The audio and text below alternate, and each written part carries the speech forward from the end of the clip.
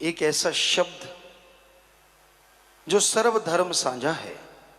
ओम हरि अल्लाह Waheguru God खुदा रब को यहाँ पे सतगुरु कहा गया है। वो सतगुरु भी जो मालिक से एक हो चुका हो और मालिक भी जो सतगुरु में समा चुका हो। हे मेरे रहबर, हे मेरे दाता, हे मेरे मौला, तू यहां प्रकट हो जाए, तू जिस घट में भी जाहिर हो जाए वो घट सजदे करने के काबिल बन जाता है। चाहे वो कोई भी क्यों ना हो। तू यह नहीं देखता कौन ऊंचे धर्म वाला है, कौन गरीब कौन अमीर। हे मेरे मौला, हे मेरे राम, तू यह देखता है कौन तुझे पाने वाला है, किसके अंदर तेरे प्रति सच्ची भावना श्रद्धा है। तुझे किसी के पैसों से कोई लेना देना नहीं, तुझे किसी के कपड़ों से कोई मतलब नहीं। तू जात पात के चक्कर में ना उलझा है ना उलझाता है। अरे जब मां को बच्चा बुलाए तो मां दौड़ी चली आती है, जो तुझे तड़फ से बुलाता है तू भी दौड़ा चला आता है। तू दया का सागर है, रहमो करम का मालिक है। एक आदमी के अंदर ये पैदा होता है, वो भगवान को क्यों कर याद करे। अच्छा परिवार, अच्छा घर, अच्छी गाड़ी, सब कुछ तो है, राम की कृपा है, वाकई राम की कृपा है। पर ये हमेशा बरकरार रहे इसके लिए राम को याद करना अति जरूरी है। आने वाले काल के गर्भ में आपके लिए क्या छुपा है ये तो भगवान जानते हैं, आप नहीं। कोई भविष्यवक्ता नहीं है जो हूबहू हर चीज बता दे। तीर नहीं तो तुक्का ये चलता रहता है दुनिया में। सो आपको कोई भयानक बीमारी आने वाली हो, लाखों का खर्चा आने वाला हो और शरीर सालों साल चारपाई पे रहने वाला हो, क्या यह संभव हो सकता है कि वो आने वाली पहाड़ जैसी बीमारी कंकर में बदल जाए? जी हां, ऐसा संभव है कि बीमारी आने से पहले ही कट जाए, लाखों रुपए बचेंगे। शरीर एक बार गिर जाता है ना बीमारी से, दोबारा तंदुरुस्ती आने में काफी टाइम लगता है। तो कितना अच्छा हो कि शरीर गिरे ही ना। ये कैसे संभव है? हमारे वेद शास्त्रों में, सभी धर्म के पवित्र ग्रंथ सतगुरु की कृपा से हमने पढ़े, सभी में ये लिखा है।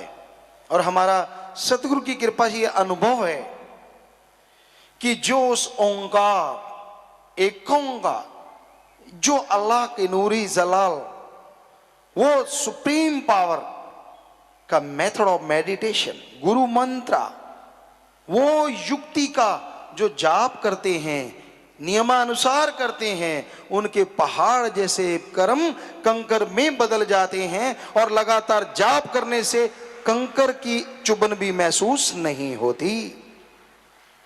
अरे ब्लड कैंसर जैसे रोग बड़े बड़े डॉक्टर मानते हैं असंभव है जब वो तीसरी स्टेज पे पहुंचे, पर जिस भगवान ने ये शरीर बनाया उसके लिए क्या असंभव है? जब मर्जी चाहे फिल्टर कर दे और जब मर्जी चाहे अंदर से उड़ा दे। यहां एक नहीं, सैकड़ों हजारों लाखों लोगों की ऐसी बीमारियां पल में गायब हो जाती हैं। हम कोई गारंटी नहीं देते कि वो ठीक हो जाती हैं। आपकी श्रद्धा होगी, राम जी आपके अंदर बैठे हैं, सुमरन कीजिए, वो आपकी सुन लेंगे और आपकी जायज मांग 100% पूरी करेंगे ही करेंगे। अगर आप भक्ति करेंगे, नहीं सिर्फ माया रानी से काम चला रहे हैं, कोई बाबा बैठा है चढ़ा दे बेटा, चढ़ जा बेटा, सूढ़ी भली करेगा राम, जब राम लेता ही नहीं। क्या आपने अल्लाह वाहिगुरु गॉड खुदा रब को पैसा लेते देखा है? हम चढ़ाते हैं और हमारे जैसे उठा के खा जाते हैं, बीच में रगड़ा रगड़ी, मालिक तक तो एक नया पैसा नहीं जाता। क्या जाता है? अरे ये इंसानी शरीर जिसको बड़े से बड़े साइंटिस्ट 15% या 20% पढ़ पाए हैं बॉडी को, ह्यूमन बॉडी को, तो जो भगवान इस मनुष्य शरीर को बना सकता है, क्या वो मनुष्य द्वारा बनाए कागज के टुकड़े रुपए को नहीं बना सकता? सोचिए। और अगर वो पैसे का आशिक है तो आपके मेड़े कुचड़े नोट पे क्यों आएगा? वो नोट बनाने वाली मशीन के ऊपर ना बैठ जाएगा, वहीं से करारे करारे नोट लेता रहेगा। क्या कोई उसे रोक सकता है? हकीकत ये है, हर धर्म में हमने पढ़ लिया, सारे वेद, पवित्र वेद, शास्त्र, गीता, रामायण, महाभारत, पांचवा वेद, और सिख धर्म की पवित्र गुरबाणी, इस्लाम धर्म की पवित्र कुरान शरीफ, कुरान मजीद, ईसाई धर्म की पवित्र बाइबल, कबीर जी, शेख फरीद, नामदेव, धन्ना भगत, रविदास और भी बहुत सारे संतों के रूहानी सूफी बाणी पढ़ी हमने तो हर धर्म में यही लिखा हुआ पाया, भगवान दाता था, दाता है और दाता ही रहेगा। वो मंगता तो है ही नहीं, फिर आप किसे चढ़ाते हो? आप जाके मालिक को पैसा चढ़ाते हो तो मालिक क्या सोचता है, इसके पास तो आगे फालतू है जो मुझे देने आ रहा है, और इसको देने की क्या जरूरत है। वाकई ठगी 100 की मारते हो, 1 रुपया मालिक को खिसका देते हो। मालिक बोलना ना, मेरा 99 रुपए 1 नंबर के कर देना। शर्म नहीं आती? भगवान को भी हिस्सेदार बना रहा है कि 99 मेरे 1 तेरा। रेशो कम होती जाती है, लाखों के बाद 1000 पे बात आ जाती है। सवा जरूर होता है, 25.25, सवा रुपया, 51। बाद में हमने सोचा ऐसा क्यों होता है, वो ख्याल आया 54 का प्रसाद मालिक का, 25 का खुद डकार जाते हैं। नाम मालिक का, खाते खुद हैं। बताइए कहां भगवान को खिलाया किसी ने? अल्लाह वाहिगुरु राम को खिलाया किसी ने? ये सब खाने पीने का मामला है। कोई देवता बलि नहीं लेता। हमने जो पढ़ा, देव फरिश्ते का मतलब है जो मजलूमों, निर्दोषों की मदद करे वो देवता, जो निर्दोषों को काटे मारे वो राक्षस। और लोग देवता को खुश करने के लिए बकरा, मुर्गा, भेड़ा, छतरा चढ़ाते हैं। और चढ़ाते कैसे हैं? मुंडी मुंडी देवता को पिछला हिस्सा खुद खा जाते हैं, क्योंकि सिर में खोपड़ी होती है, मांस तो नाम मात्र होता है। इसलिए कहते देवता तू मत्था मारता रहे, नरम नरम गोश्त, नरम नरम मांस खुद रगड़ जाते हैं।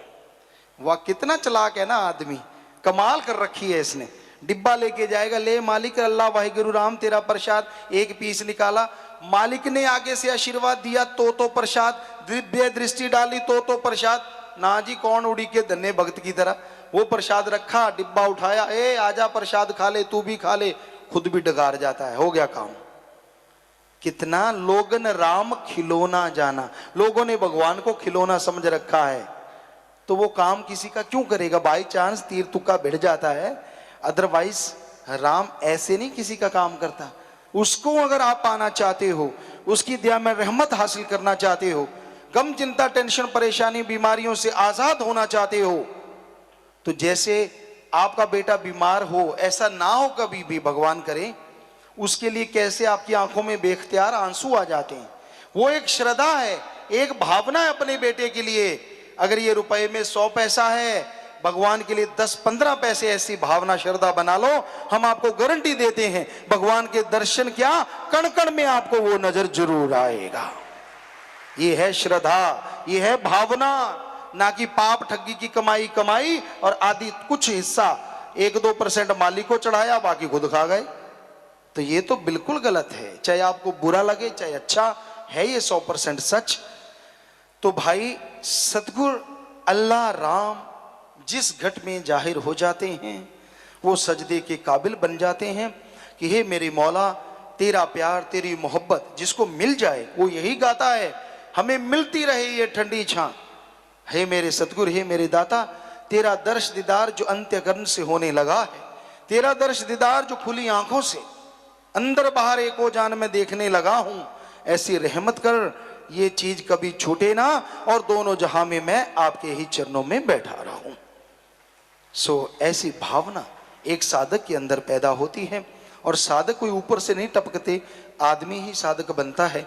जब वो भावना से प्रभु को याद करता है तो प्रभु उसकी दया में रहमत करके हर जायज इच्छा पूरी कर देते हैं। ये 100% सच है, इसे कोई झुठला ना सका है ना सकता है।